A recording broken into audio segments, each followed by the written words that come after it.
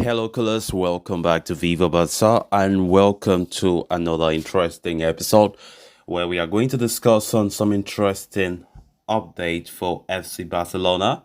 We start with Rafinha as FC Barcelona have reportedly set 70 million euro asking price on the Chelsea and Arsenal linked winger.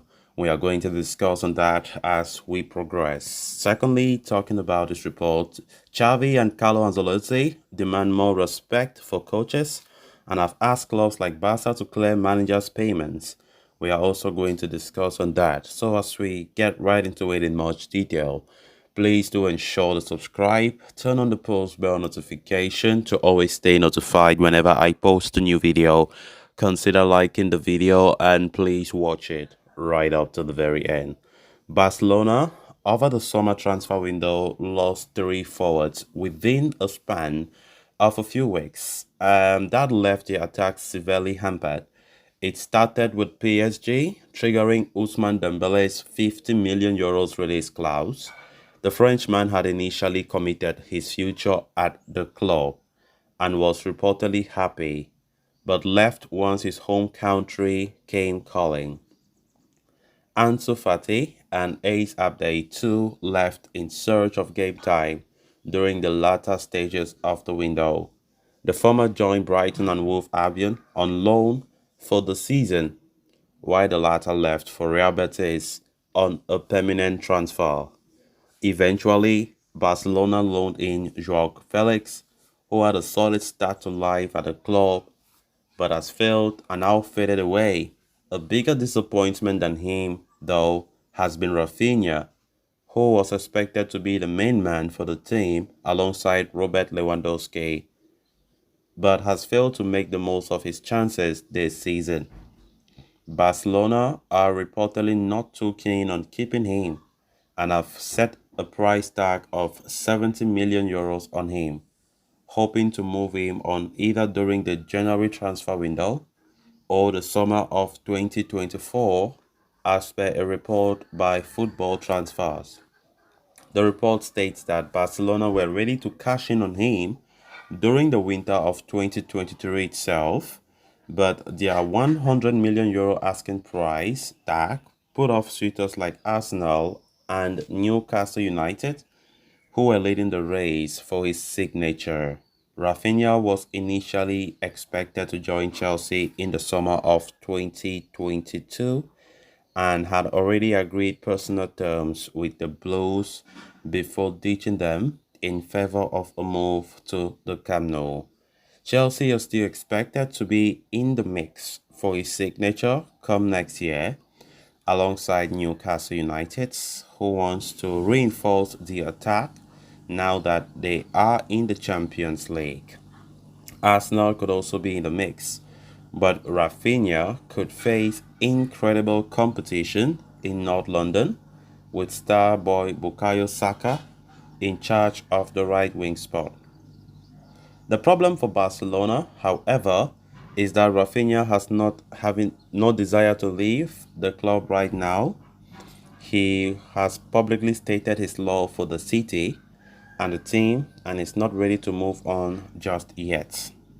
Last season, he was facing competition with Ousmane Dembele on the right wing, but now that the Frenchman has departed the club, he has no excuse to be losing his spot to 16-year-old Lamine Yamal. Rafinha has played in 9 games this season while starting only 3, while scoring 2 goals and giving 1 assist. He also suffered a 1-month layoff due to a hamstring injury during that time. Of course, all has not been well for Rafinha, and it's quite worrying.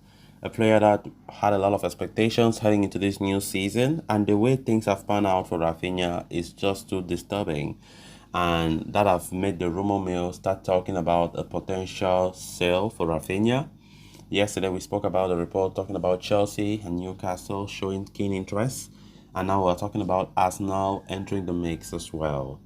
Rafinha has been a big disappointment, and of course, in a time where Barca have been playing not too good and loss of form, players that were expecting them to improve their game and help the team in this time of trouble, They are not able to do that, right? Rafinha has been a player that when he joined last season, many people expected him to be one of the key players in Xavi's setup. Last season, last season he was good, but not too good the way people were expected. But a lot of people were expecting that as he have settled down and known the team more, known the city more, and he knows how things are being done at Barca, this season was supposed to be his peak. But what are we saying? We are seeing a guy who is feeling like things are not moving. So let's see how it goes for him. Then on to the next story of discussion. Current and former La Liga coaches met in Madrid today for a meeting of managers that raised several issues that they have been experiencing in La Liga and to find possible solutions of the same. Carlo Ancelotti was first to speak up, as per a report by Marca, and asked for more respect from the referees. The legendary manager explained that the coaches are the first victims of poor refereeing and that do not deserve to be disrespected by the officials. Immediately after this, a certain Kike Setien spoke about former clubs not clearing payments after sacking managers. The Spanish coach is here to receive money after being dismissed by Barca and Villarreal and was immediately spotted by Alvaro Savera. The establishment of minimum wage in the first and second tier of Spanish football after figuring out the valuation of managers is one of the solutions proposed by the committee. Barcelona coach Xavi initially complained about the number of press conferences managers are forced to give around every game day, one before and after each game, which also sometimes includes pitchside media inquiries, both pre and post games.